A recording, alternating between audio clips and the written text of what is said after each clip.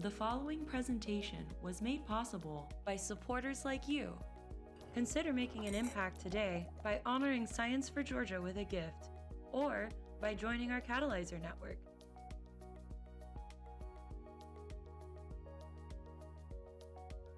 Thank you, and enjoy.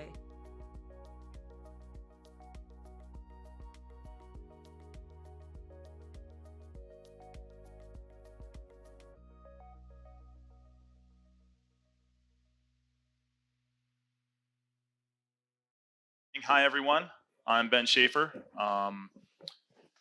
This is Lindsay Trejo. Once we get her mic set up, then she'll be doing some of the talking. So let's just dive right in. So unleashing the power of exoskeletons, and what we specifically work with is helping older adults walk easier, move faster, things like that.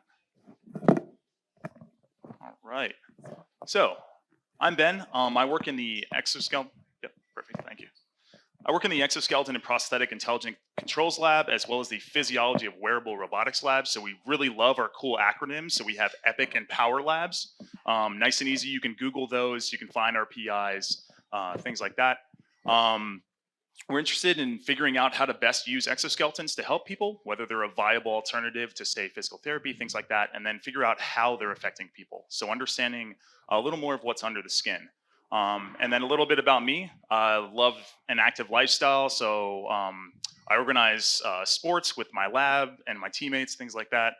For intramural volleyball, we do hiking, things like that. And then there's a really cute pup in our lab named Ruby, and that's Lindsay and Darian's puppy, which, you know, we should bring up some pictures. I totally forgot to do that. Yeah, sorry. We'll put up the puppy pictures, okay? Make sure you get to enjoy that as well. All right, cool. Hi, everyone. I'm Lindsay Trejo. I'm a bioengineering PhD candidate at Georgia Tech, and I am also in the physiology of wearable robotics lab, the Power Lab. And I'm interested more in how the body, like the muscles and the tendons, interact with the exoskeletons or other wearable devices, in hopes that we can primarily improve walking is what I'm interested in, but they can be used for other tasks as well. And I mainly study this in older adults. Outside of the lab, I love hanging out with my dog Ruby and my fiance Darian. And then I like crafting and organizing and different things like that. Cool. So just a little more about our lab. So I'll talk about the EPIC lab. So it's the Exoskeleton and Prosthetic Intelligent Controls Lab. We'll dive into what exoskeletons are specifically in later slides, but essentially we're looking to help people be able to move and walk around again. Whether it's actually enhancing movement, so with industry workers or with military personnel, helping them carry things while using, say, less energy, right? So that they're less exhausted for doing other things or maybe avoiding injury themselves. So we have movement augmentation and we have mobility assistance. So our lab also works with older adults, stroke patients, as well as pediatric patients. So people with different musculoskeletal disabilities, cerebral palsy, things like that. And then we also dive into more of the machine learning and optimization algorithms and things like that. And so I'll talk about just like skim over the surface of what I actually use in my studies. And if you want any more information, you can just look it up at epic.gautech.edu. So as for the Power Lab, we study how the body responds to the device. So we study things like muscles and tendon properties. So how your muscle is contracting and things like that. Is your tendons stiff or less stiff? We also look at energy use. So a lot of the exos we use, we are trying to reduce how much energy it takes to do a task. So if you're lifting, we're hoping that it takes less to lift. Or if you're walking, it takes less energy to walk, so maybe you can walk further, or you can go and have energy to do other tasks throughout the day. We're also interested in balance. So a lot of populations struggle with balance. And so we're hoping to get exos that will allow you to be more stable out and about in the real world. We're also interested in fatigue, so kind of like energy, but we're trying to get you to tire less quickly. And then we're interested in long-term effects of exoskeletons. So because exoskeletons can offload what you do, there is some concern that maybe over time, since you're not using your muscles as much, that they start to waste away. And so we want to study long term, does that actually occur? Because it's just a concern right now. We don't actually know that's something that happens.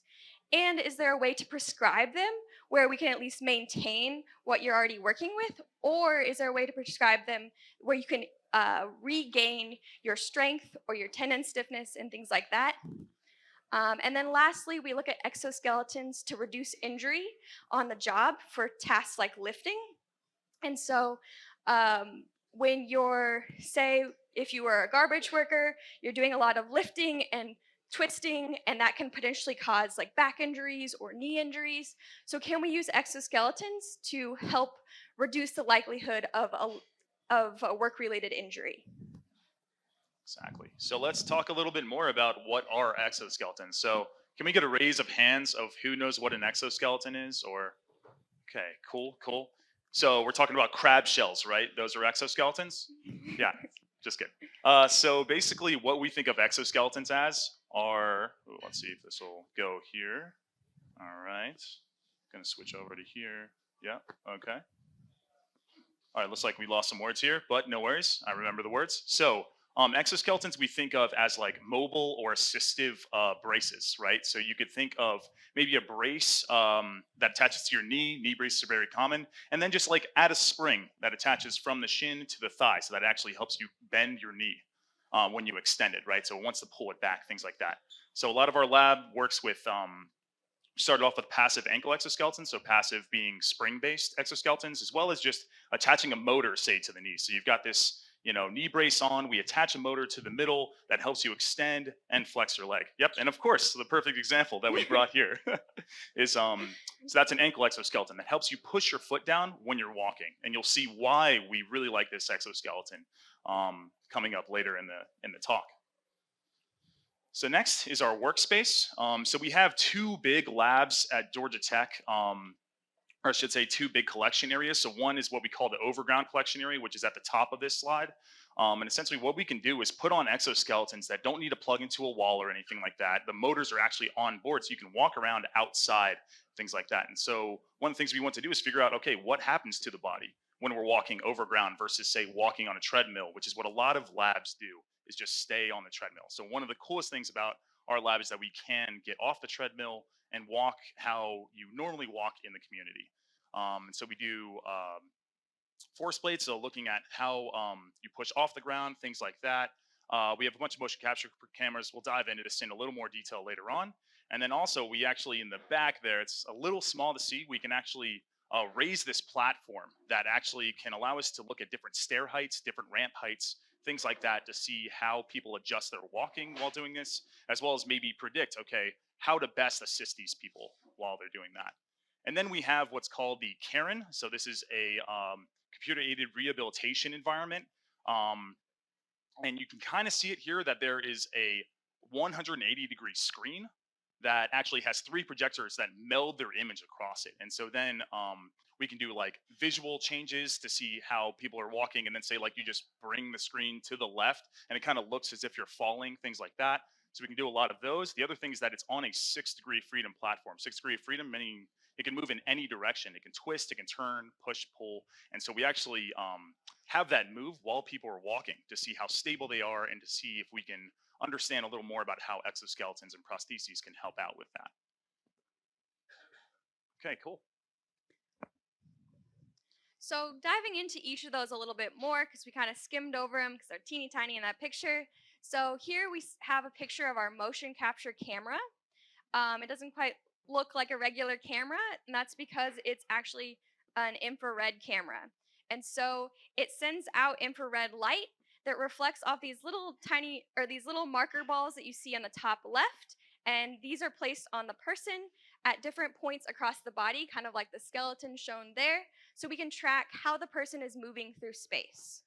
So if we, and so as the infrared light is reflected off, the camera will also pick that up and we'll see a bunch of little dots as they're walking. And it can be used to recreate skeletons in movement. So you can kind of see that here. As the kid moves, you'll see a red and green kind of person-like structure walk across the screen as well.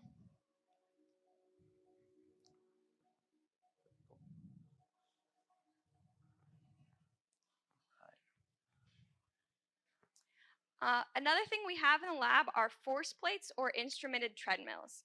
And what these are um, plates in the ground or in the treadmill that measure how hard you're hitting the ground. And so this allows us to see whether you walk more on one side or the other, and also how hard you're hitting with each side. So in this video I'm about to play, the forces are going to be these green arrows coming up from the feet. And you can see as the foot is on the ground, the force will get higher. And then as they begin to push off the ground, the force will get lower until the foot is off the ground, and then the force will go away altogether.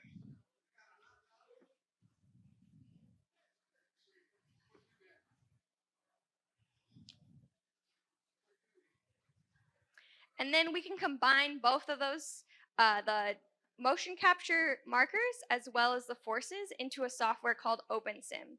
And so you can see on the top left, there's the person with all of the dots. And OpenSim allows us to apply a skeleton to those dots. So we can see the person moving even though we only have a bunch of little dots.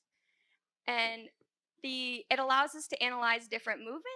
So first it takes the markers and scales a regular skeleton to the size of that person, so that we're not using a generic skeleton. We are scaling it to each person, so whether they're taller or shorter or larger or skinnier, it will adjust for that.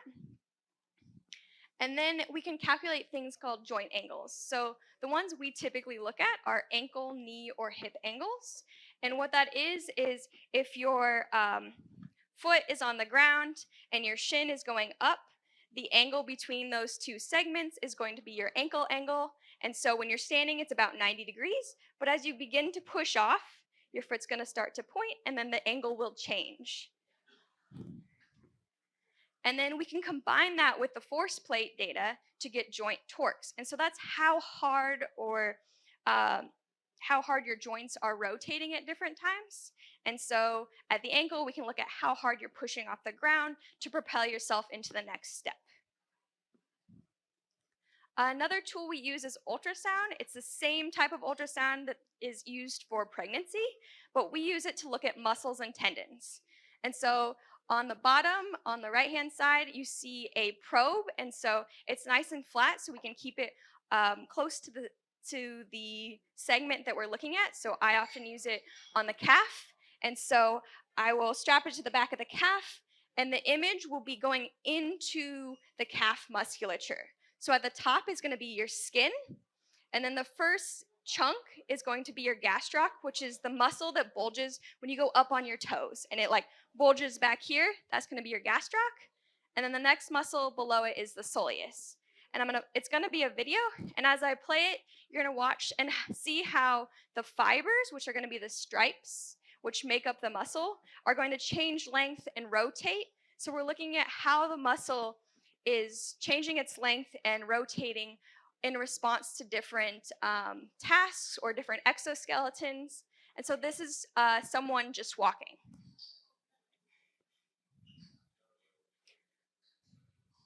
Very nice. Cool. So electromyography, hands in the air if you know what electromyography is.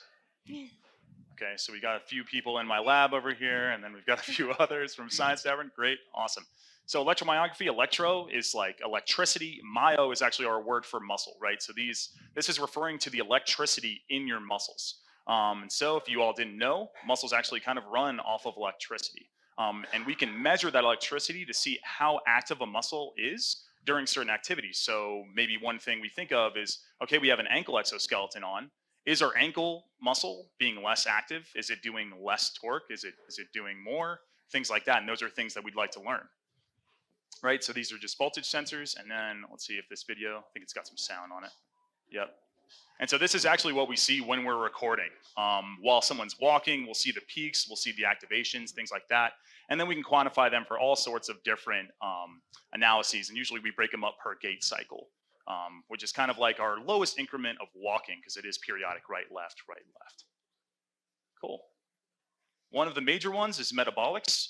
So metabolics, if you've ever seen like athletes training and they have those like gas masks on, things like that, that's exactly what we use. We actually use this very convenient portable system so that we can take this out to say the gym track, things like that. We have like indoor tracks, outdoor tracks to measure how much energy people are consuming. And so how we do that is we measure how much oxygen they've consumed from the outside air and how much CO2 they're producing when they exhale. And then we have from previous studies, building on the shoulders of giants here, we didn't figure this out, but we did find out that yes, we can calculate energy from that. So say in joules or calories, things like that, and usually measure it in calories per second. I'll show you another analysis later on here that we actually figured out really matters is actually energy per distance. So how much energy you use to say walk a mile or a meter, things like that. And that'll pop back up later in the talk too. All right, cool. So this is one of the machine learning applications that we like to use in the lab. It's called human in the loop optimization. And so we have our ankle exoskeleton and we have this thing called a torque profile. And so this basically tells us when the exoskeleton should be on during walking and by how much should it assist, right? And so we have these parameters that we can type into an equation and produce this profile. And so these parameters are what we use to kind of figure out and to tune the assistance to the exact person, right? So everyone walks differently. We all know that. And so each person needs their specific type of assistance. And so what we do is we take that assistance, we apply it to someone, and then we measure some sort of performance metric, whether it's energy consumption, like what we were talking about, right? We want to minimize how much energy we're using during a task, or like on the right, overground walking speed, right? Maybe we want to maximize how fast someone can walk while in the device. Say they're trying to walk to the store, but if it takes a half an hour, we don't want to do that, right? But say if we could bring that down to say 20 or 15 minutes, that might be more feasible. So that's one of our metrics there. So then we take those metrics and the torque profile, we put it into our optimization algorithm, which helps us figure out what is the best profile. And through a lot of iterations, so this loop is just one iteration, we'll probably do that about 30 times. It takes about a minute or two to do each measurement, excuse me. Then we can actually figure out what is your exact profile for what we want you to do or what your goal is. And so that's our way to individualize the assistance to each person. Cool. And so then I'll just dive right into my study. Any questions on anything so far? Cool. All right. Awesome. Oh, yeah, go ahead. Yeah.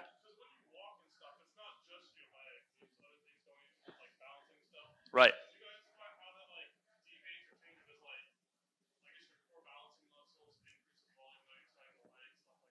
Right. That's a great question. So we are doing like a systematic measurement. So it does bring that into account.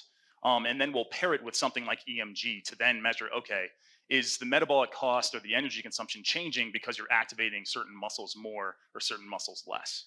Yeah, great question. But metabolics is a whole body measurement, so it's can be tricky to figure out what specifically is contributing to changes in how much energy you're using. Right, exactly. All right, cool. So I'm going to dive into kind of the motivation for my study here. In our studies, a little bit, it definitely overlaps because we're both looking to help older adults stay mobile as they age, or as we age, to be honest, right? So things that we kind of know, older adults walk a little slower than when they did when they were younger, right? Not as much spry in the step, things like that. And so we know that we call that mobility. So mobility decreases. That can lead to decreases in quality of life and independence, as we've all seen. And then that can further lead to decreases in physical health and then increases in healthcare costs, right? And one thing that we found is a good correlate or something that relates to decrease in mobility as well as quality of life is actually walking speed. So us exoskeleton people are very excited. We're like, oh, we could use exos to like mess with walking speed. Sure, why not? So that's where we're thinking we could possibly be of assistance here, is to use these robotic devices to affect walking speed and then maybe affect quality of life and independence later on. So a little bit more detail about walking speed. So walking speed is reduced by about 1.2% per year once you hit around 50 to 60 years old. And that's actually correlated, and I don't know if you all have seen like the big study of like the sixth vital sign, right? So the slower you walk, the closer you are to like mortality and decreases in health. And so we're wondering, okay, can we help out with that but also we're not changing the person's physiology, or maybe we are, but we're just giving them that little extra boost to be a little more active, so to increase independence and quality of life. And so, end of the story, walking faster equals longer, healthier life. I don't know if we can walk this fast. I don't think I can walk this fast. The ladies in this video are booking it, like, could barely keep up. I think there's specialized training with that. So, hopefully if we put Lindsay on the starting line with them, turn on the exoskeleton, maybe she'll be able to keep up. But yeah, I don't know about the rest of us. And so what about older bodies, or, we'll just say when you're aging, right? What changes in your body that could cause slower walking? And so I'll ask you all the question. What do you all think? Arthritis, so pain, absolutely. Balance, muscle loss, absolutely, right? So we're worried about balance. Maybe our senses are a little off. We're not sure, right? When we put our foot down, is it there, or is it farther out? Is it closer in? Things like that. Any other ones? Oh, magnet. Yep. Yes, reduced proprioception, absolutely. So that definitely adds into balance. It also adds into how much force you're actually putting when you're stepping. Absolutely. Yes, exactly. So people with previous falls definitely walk a little more carefully than people without falls. And then another one was muscle, right? So being inactive for a longer period of time, muscles start to fade away and they start to not work as well. Things like that. And that's actually a major contributor to what we're finding here. And so then, yeah, we'll just talk about the stuff that we've looked at specifically that affects, or at least what we think exoskeletons can affect. And that's obviously our main goal here. So, right, so overall muscle weakness, and especially at the ankle. It's very surprising. So when we think of the ankle, we think of it as distal, right? And say the hips as more proximal, so closer to the center. And so we find that at the distal joints, so at the ankle, while we don't push off as hard anymore, we don't use them as much. I always like the quote from Hercules. If you all have seen the movie, right? All I know is you're the most amazing person with weak ankles I've ever met. So that's what I say to all of my older adults as they come in. And so what we find as a consequence of that is lower forward propulsion, right? And so propulsion is something that gets you moving, right, at a faster speed. And so then, of course, when we have lower forward propulsion, we walk slower. And then another part of this, right? So if we use our ankles less, what do we use? We actually compensate with our hips as we age. So this little pie chart is actually from our PI, Greg Sawicki, going over how much power you use. So, right, we'll just call that propulsion for now, from each joint. And so the ankle is actually our major power producer when we're walking. And in older adults, we see that ratio decline for ankles, and actually the hips go way up, which I find very interesting. And so one of the things that I'm looking at is whether an ankle exoskeleton or a hip exoskeleton would be better at assisting older adults. And then we dive into less energy efficient, right? So getting tired easier is a thing. And so let's dive into energy expenditure and kind of what guides walking speed, right? So everyone has their normal walking speed, but why do you choose it? Not a lot of people know that we're actually choosing our walking speed based on how much energy we're consuming per distance. And we actually choose, so if you see this U-shaped curve, that's our energy per distance across different speeds. We actually pick our walking speed based on minimizing that curve, which I think is really interesting. But as we age, we walk less economically and walk slower, right? So less economically, we use more energy at each speed. So the whole curve goes up, but note how the minimum actually doesn't change. And then we actually just walk at a slower speed. So we're actually walking less efficiently. We're walking at a speed that consumes more energy per distance than we actually could. So why do we do that, right? And all of your suggestions are exactly what we're looking into. And so, yeah, once again, so surprising that we don't minimize there. So what are we minimizing if we do anything? So then exoskeletons, they come in, they may be able to provide a rapid, effective solution. So compared to physical therapy, which might take weeks or months, strap an exoskeleton on someone, they'll walk faster almost immediately. Now, let me know if you have any questions about that later on, because we do have a couple discussion points there. And then a tool for understanding walking speed, right? So if we have something that changes walking speed, and say older adults, are they then re-minimizing their cost of transport curve, so the energy per distance, or are there other changes that we just don't know about, right? Maybe it's the arthritis, right? We're decreasing the amount of load on the joint, therefore decreasing pain, and now they're able to walk faster. Or we, you know, happy to admit that sometimes the exoskeletons don't help us out, right? And so they could be causing more, and so then people walk slower. And so that's what we're also trying to find out. Of course, IRB approved. We like to decrease pain. If you're in too much pain, please don't participate in the study. You just got to throw that out there. Cool. So what can exoskeletons do? So according to our studies and recent lab research, things like that, we can actually decrease metabolic costs, which is the amount of energy you can consume per second during any activity. And so we've had a shift. So as you go down on that chart, means more decreases. We've seen hip exoskeleton and ankle exoskeletons, knee exoskeletons all work on those. With a shift towards hip exoskeletons. This one study actually optimized a whole lower limb exoskeleton. So it had hip assistance, knee assistance, and ankle assistance. And what they found is they could decrease the cost of walking when walking with the exoskeleton without assistance by 50%, right? So that's a huge cost reduction. And what we find is that from this, the ankle joint and the hip joint are the most important to assist at. And you might know why, because of the whole power generation that we talked about earlier on. Those are the ones doing the work, so let's help the things do the work. All right, and so once again, change how we use our muscles and our joint loads, as well as changing the joint torque. So how much work each joint is doing. We can help decrease that, or we can help increase it. So we've seen in stroke patients that if we actually give them ankle assistance, they'll actually push off more than what they used to, instead of just decreasing what they already did and do the same amount overall with the exoskeleton. And then the last thing, which is my favorite, is that they've been shown to increase self-selected walking speed in younger adults, right? And this increase was by about 40%. And so one of our big questions is, will they work for older adults like they do in younger adults, right? Older walkers, they walk differently. We all know that we all walk differently as we age. So will it still work? Will assistance at the ankle or hip better increase the speed, right? Maybe we help out the hip because it's already doing too much. It's already overcompensating. Or maybe we help at the ankle because it is weaker and we use it less as we age. And then why will walking speed change? So we're going to measure muscle activity. We're going to measure our energetic consumption and figure out, okay, are we re-optimizing, picking a new minimum on a different curve than, say, energy per unit distance. Maybe we're just trying to decrease how much we use our muscles. Things like that. Results coming summer 2023, so stay tuned.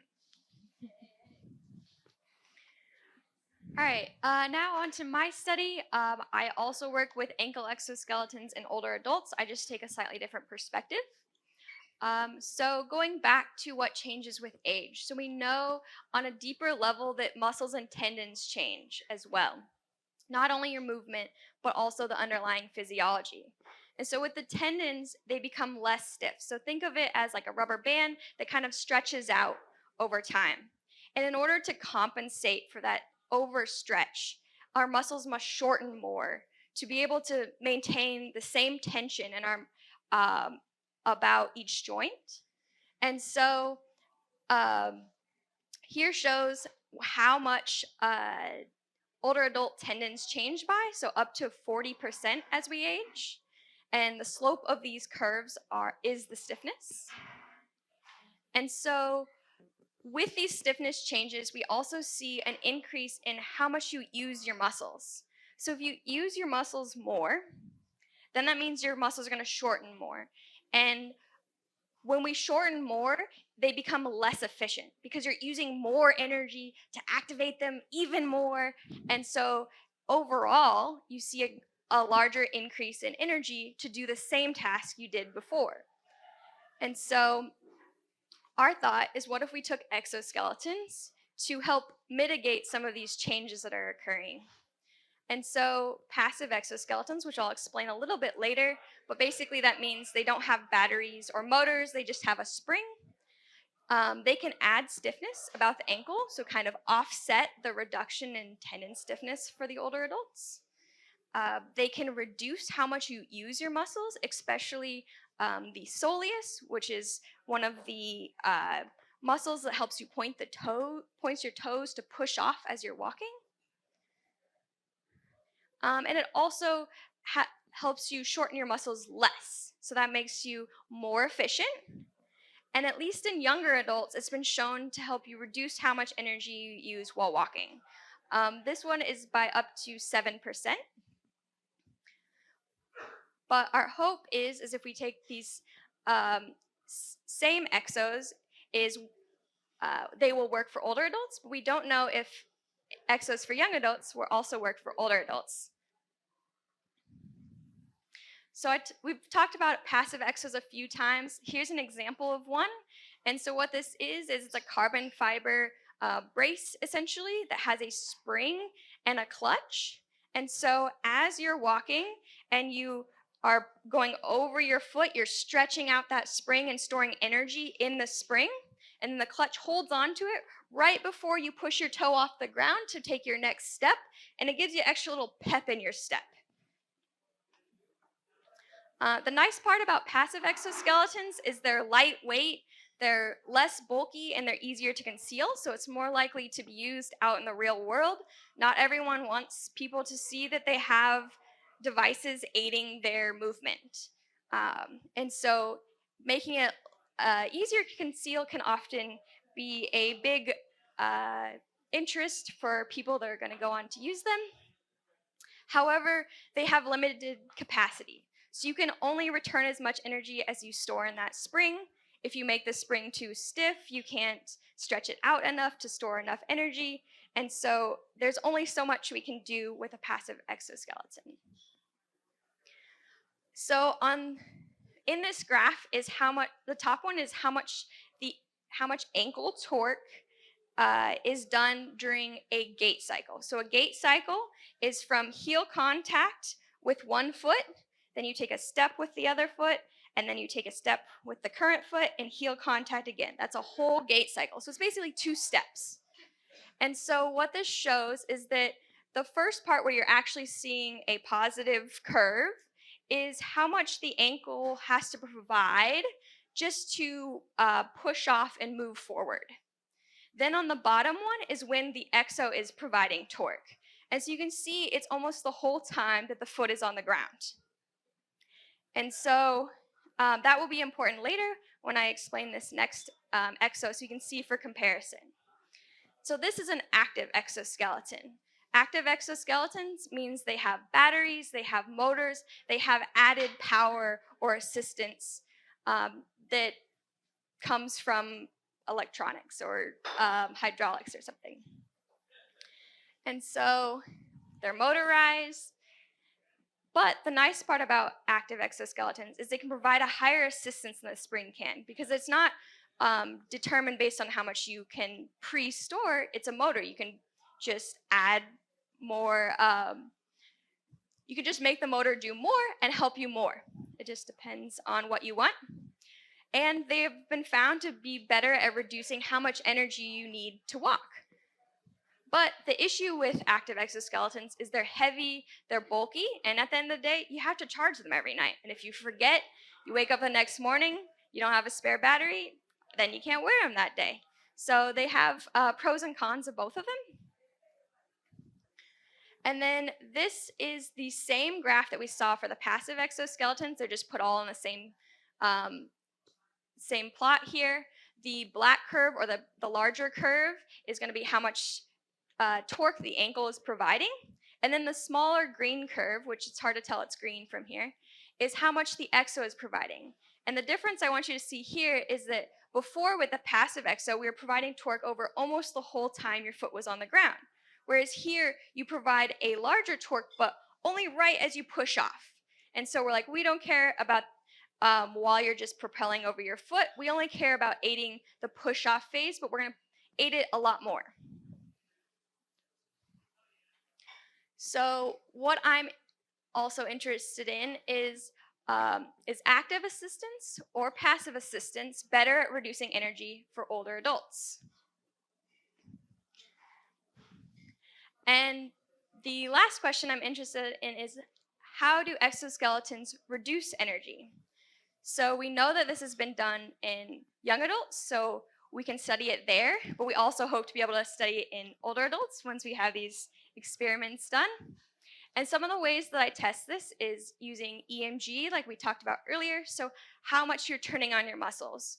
I put these sensors on 8 different leg muscles that help you do bend your ankle, bend your knee, bend your hip as you're walking. And so we can see, do the exos help you push off? And if so, is it causing your hip to do more? Or are you kind of just using that push off and just continuing like usual?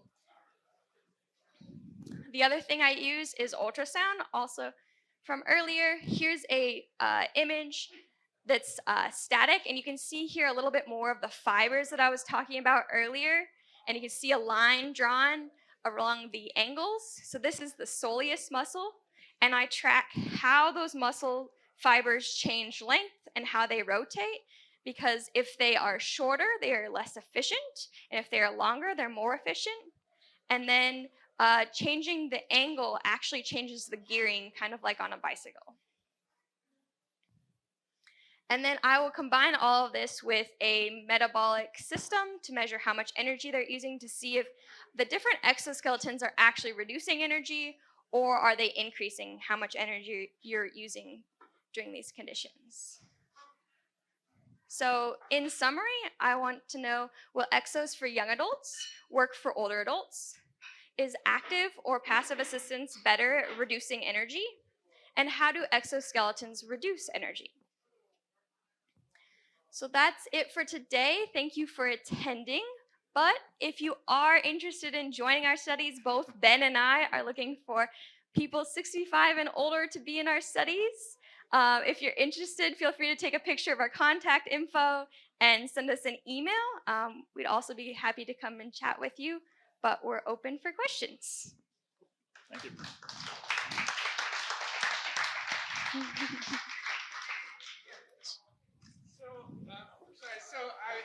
You showed a chart that said our walking speed we choose is optimal for energy use for us. Mm-hmm. And so how is that done? What I'm Right. concerned about, I guess, is if that's intuitive or Right. instinctive somehow, then we're taking all of the things that have changed as we age, choosing that maximum efficiency point. Right. If you're looking at younger folks, Mm-hmm. who have lots of different changes, how can that graph be valid for older?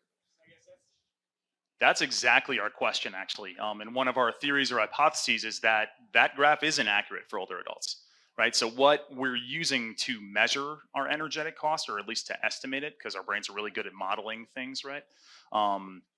May have changed. So for one, people don't have energy sensors in their body, right? So we can't measure it. So I don't know how our body does that. Now, one of the things that we're thinking is that, okay, maybe we're measuring muscle use, right? Muscles are what use the energy. They, right, depending on how efficient they are or where they're activating. And so we can use our models of our muscles, know how much we're activating them, and then translate that to an estimation of metabolic cost. Now, what we're finding is that for younger people, that works out, right? So cumulative muscle activity creates that nice U-shaped curve and has the same minimum as cost of transport, which lines perfectly, or close enough to the walking speed. Then for older adults, it's actually shifted, is what we're starting to see, and that's actually my theory for my thesis, is that muscle activity actually starts to separate from the energy curve, and so it has a different minimum, and that's what they may be optimizing for walking speed. So yeah, great question. my hypothesis is that we heard all these reasons why, Mm-hmm. right? And so every different reason would move you. Like my eyesight got bad, Right. which is it, right? I'm going to walk at a different speed, Right. right? Yeah. Regardless of everything else, even if I were Exactly. the other things had changed in my body. Right. And so you have You're even trying to compare two people Right. of the same age with different eyesight, different inner ear balance and whatever. You're gonna have very different results. Yes, exactly. And so you're starting to talk about, so when we think about optimizing it, right, we think about an equation. We could fit, a nice second order polynomial, a nice U-shaped curve for this, right, and then solve for that minimum. And the only variable that we have there is speed. Now, what you're talking about is that we're starting to add other variables in, right? So we have stability. we have the proprioception or just senses in general, right? That could then shift that curve. Now, unfortunately, it's really hard to measure, okay, how good someone's eyesight is and then see how that affects walking, at least in our lab. I haven't figured that out yet. I might do that later on. So what we focused on was muscle activity, but you're exactly right. There's all sorts of other variables. Like we had the example from the back talking about, okay, if you've fallen before, you're going to be more careful about falls again, right? And so that past history then is also part of the equation, right? Maybe the fear of falling will get some measure of that and have that shift the curve as well. Great points. Absolutely.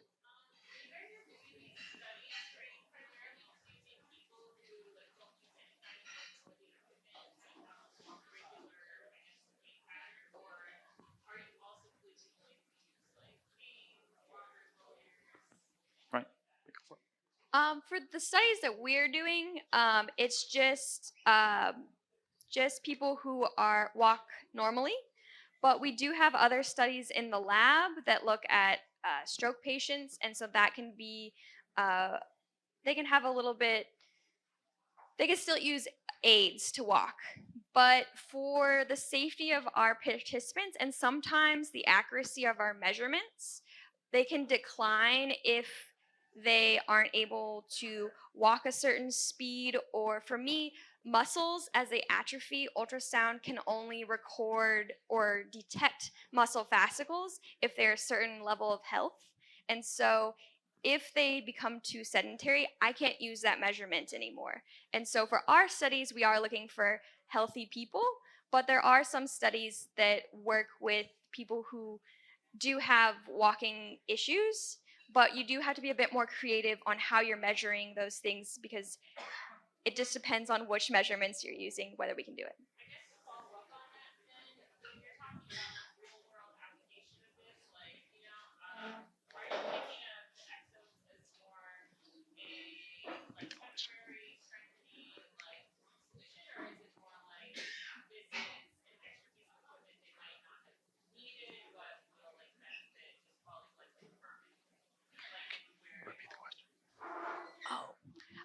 Yeah, I'm going to repeat the question because I forgot we were supposed to repeat questions. But she asked, are we expecting exos to be to cause them to get stronger, or are they going to add to what they are already doing? Is that correct?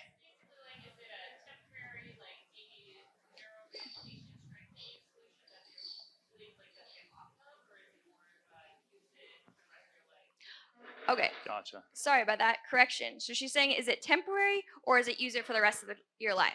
Right. So with our long-term studies, that's a little bit what we're trying to look at. We don't know if the exos will make you worse over time. If they do, there's a possibility that at least it would allow you to be independent for longer. So you could put the exos on, say you're getting to a point where you can't move around very well, but you still want to go out and do whatever you want to do.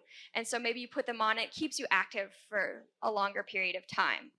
But the hope is that we do move to exos that can strengthen what you already are working with, or as more of a rehabilitative device. But right now, we don't really know how they're going to last or affect things long term. Cool. Absolutely. Yeah, go ahead.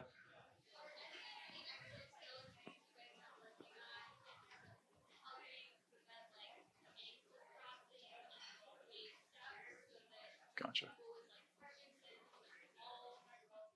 Right. So the question was, do any of our exoskeletons actually help? And I'm going to paraphrase a little bit, like the kinematics. So like feet crossing, things like that, stopping them from tripping, stopping people who have mobility issues from, or at least walking more stably, things like that. So we do have Jenny Leesma over here. She's one of our lab mates. You can definitely ask her a ton of questions. She likes to talk about stability a lot. And so, yes, that's something that we're looking to do is think about foot placement, how to help people place their feet, especially in different environments, right? So when they get pushed to the side, right, you kind of want to step wider maybe to place your foot in that position so that you can regain your balance by increasing your base of support, things like that. And so thinking about, okay, how do we actually think about that beforehand and have an exoskeleton do that and help someone as well? These are all things that we're thinking about, and it gets pretty complicated. We're still trying to figure out a good way to do it continuously for everyone. So great question. Cool. Yeah, go ahead.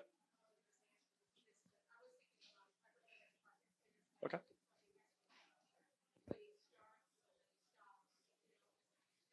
Right. Right.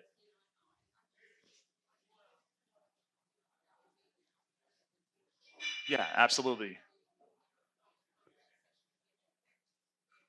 Exactly. So example that was brought up was Parkinson's. So how people start and stop, and have trouble getting going, right? And so whether exoskeletons could help with that. So the first thing that comes to mind is, okay, do we know why they start and stop? Right? Is it really hard to then activate their muscles so that they can actually get up and going, or is it, oh, we don't know where the balance point is? So for example, I've always seen it with getting up and out of a chair can be really difficult and really slow with people with Parkinson's. And so it's, for me, the understanding is, well, the balance point is a little farther back, and they don't know that, right? And so when you try to get up, they're like, okay, this is not the time I'm going to be able to get up. So you sit back down and then you try it again. And so maybe if you had an exoskeleton, maybe a hip exoskeleton, for example, they can help you extend your hips a little more and push your body forward so that you can move that balance point so then you can finally get up and out of the chair. Yes, so that's one of the examples. Yeah, that would be great. We haven't looked at Parkinson's just yet, though. Yeah, good example. Cool. So, oh yeah, go ahead. Hmm.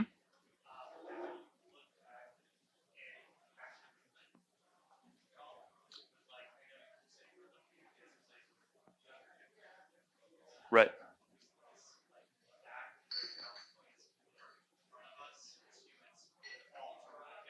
Right.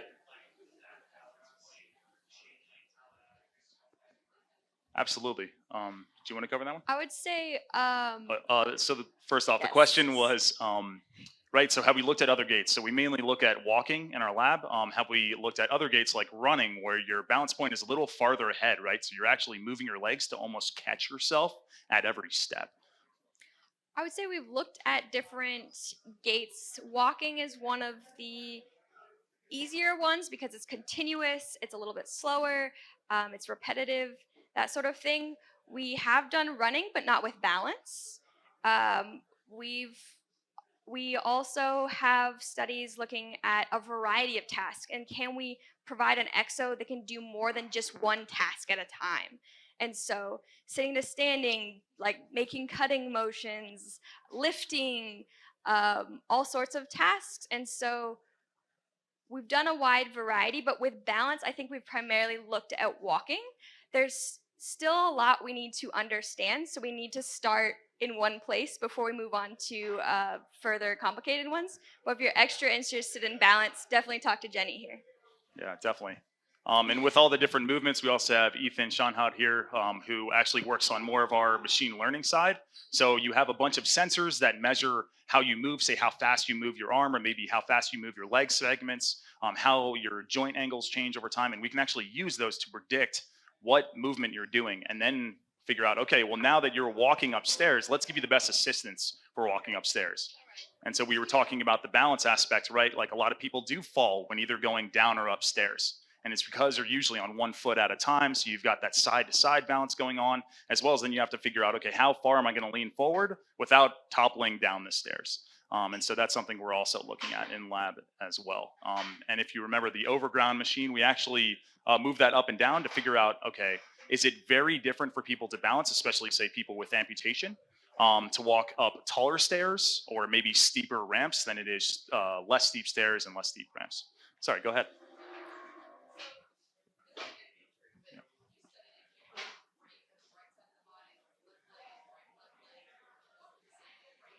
Gotcha. So asking about the symmetry between the rates of the legs and things like that. So we would think about like step frequency. So or how balanced they are on the ground, right? So say if one side is down on the ground for 80% of the cycle, is the other leg also 80%?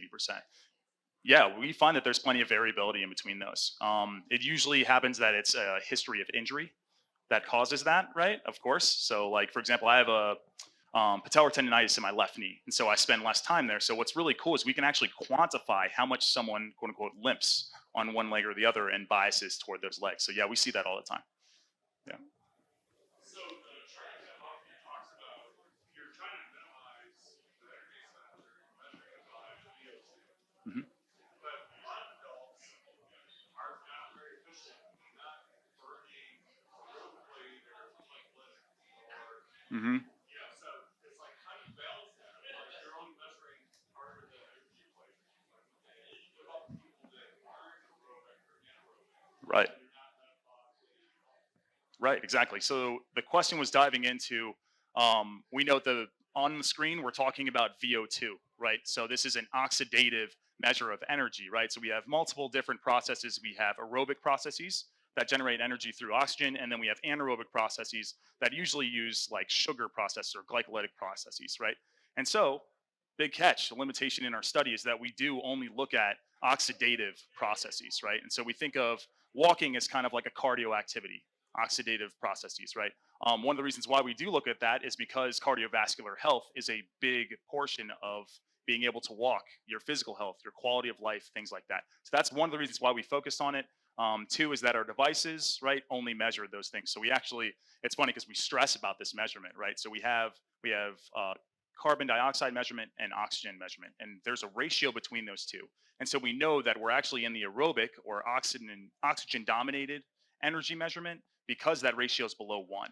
But then we've seen recently that that ratio does go above 1, right? And then we're in that glycolytic process where we actually can't accurately measure the energy uptake. And so then we have to let the person calm down, let them catch their breath, take a bit of rest. That's why there's plenty of rest in our studies. Water consumption is a big thing for that as well.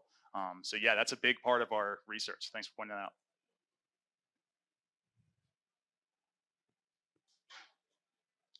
I have another question that I'd like to get your all's feedback on, actually. So, one of the things that we bring up when we're thinking about these studies, especially increasing walking speed in older adults, right, is that we can have an ankle exoskeleton on someone and it can provide assistance causing them to walk faster.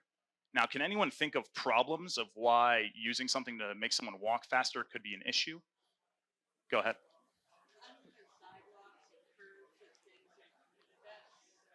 Right. Right.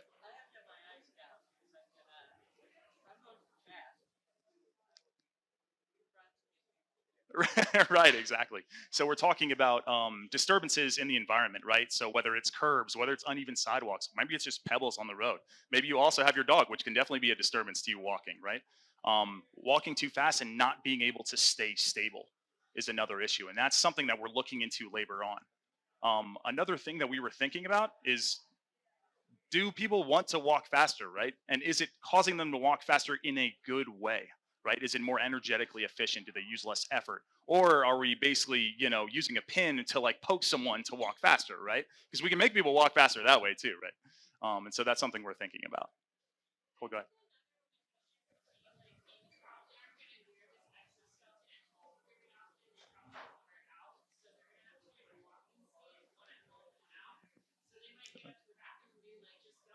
Right.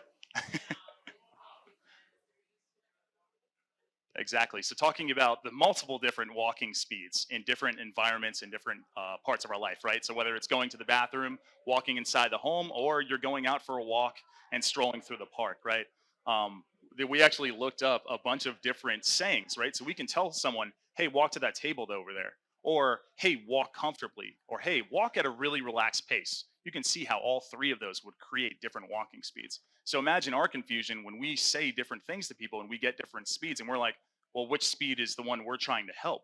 Or, oh, did they just walk differently because we said something differently? Maybe we should try to keep it the same. And so that's one of our controls as well. And a limitation of our study is we're going for one specific walking speed.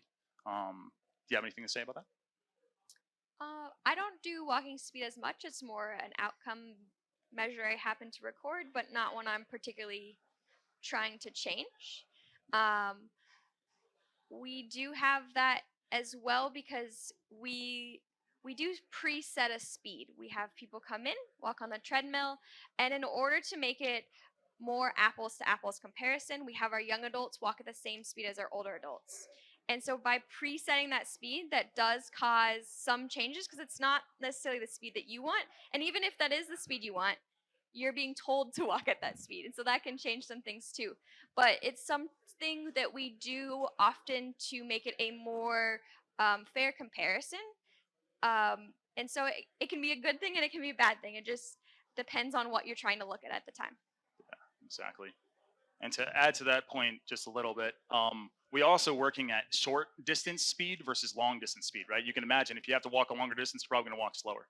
And so we're looking at short distance speed. So we liken it to, hey, someone's got to get across the road pretty quickly. Let's help them out do that. But yeah, question in the back.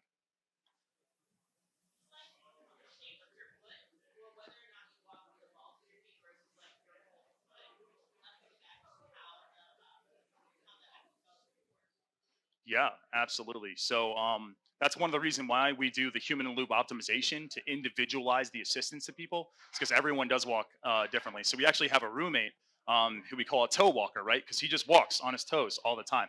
I mean, maybe he's trying to look taller or whatnot. Maybe his calves are really tight. Who knows?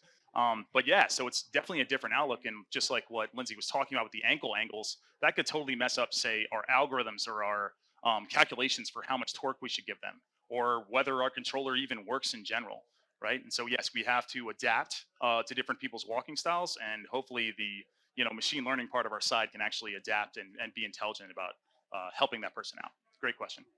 Also, in the non-optimized ones, we often use signals from the person's body to try to just aid when they're already doing something. So that way we're not causing some new perturbation. Instead, we're just more assisting what they're already doing in hopes that we are tailoring a little bit to each person without having to optimize it because sometimes that can take too long, or if we're using a passive device, there's not as much optimization you can do because you don't have an equation to change.